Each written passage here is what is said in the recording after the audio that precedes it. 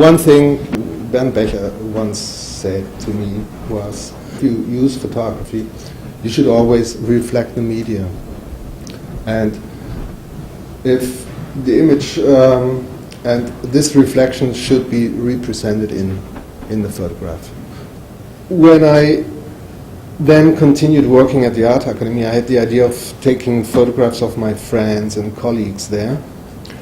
And I also, yes, I wanted to do that in a very or quite objective and sachlich style. Yeah, I wanted to make 100 portraits to show to some aliens how humankind looks like. But people were pointing to the portraits saying, oh, that's a nice photo of Petra, that's a nice, oh, that's Heinz, that's Peter. And I always had to tell them, no, that's not Heinz, that's not Peter, that's not Pia, that's a photograph of them. So I had to realize that people look through the photograph and they did not get that they are looking at a photograph, but they ignore the medium, thinking they are looking into reality. And it's not exactly because of this, but in 1986 I decided to do the portraits in a very big size, the biggest size that was available from the Kodak paper, which is 1.80 m, and that really helped a lot, because now people did not no more said, that's Petra. They said, oh, this is a big photograph of Petra. So it was the first time they realized that they are looking at a photograph. I think with a big format started the emancipation of photography in contemporary art, because those photographs, they had such a physical presence and they delivered a pictorial quality that, yeah, a painting cannot offer.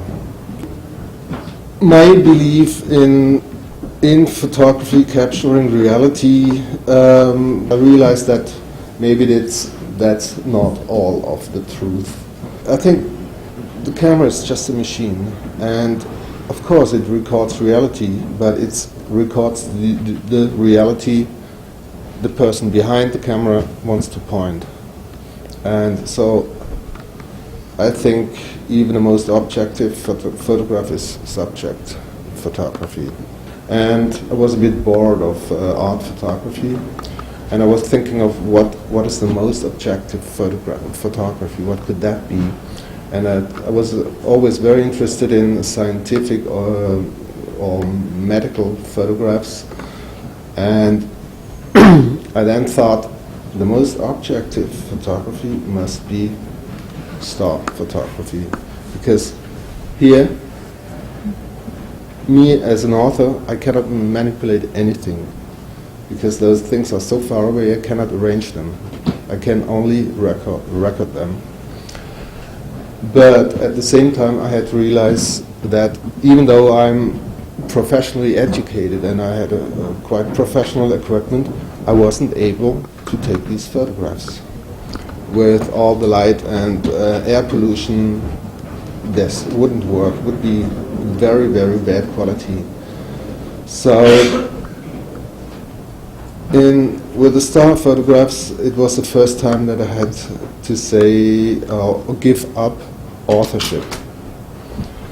And I had to give it up because I just wasn't able to take the photograph by myself.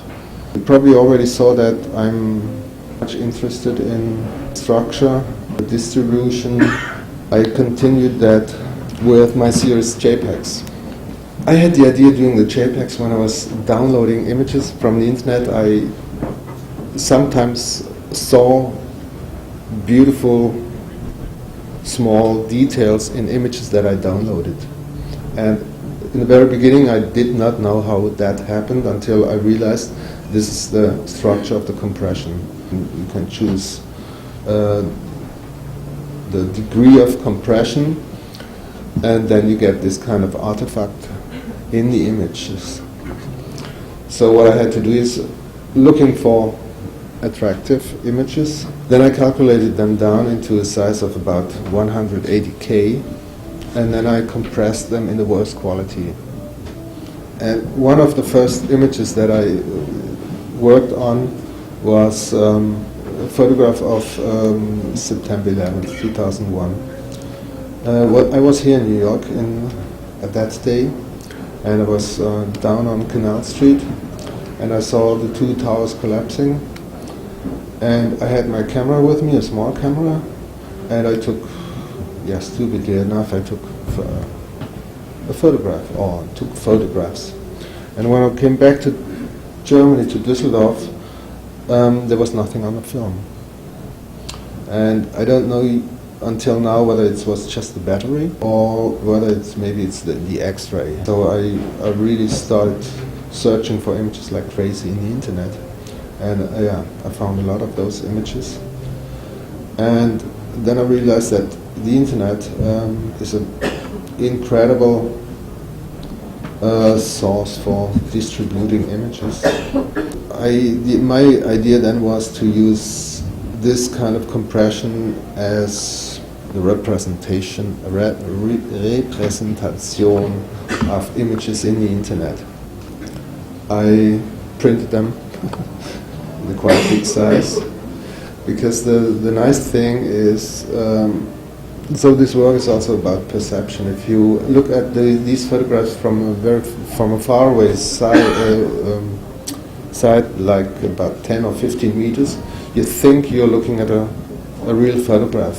And then if you come close to the image, starts at about 5 meters, you recognize the artifact, this 8 by 8 pixel structure, which makes the image very painterly, even though it's stupid to use the word painting in terms of pixel.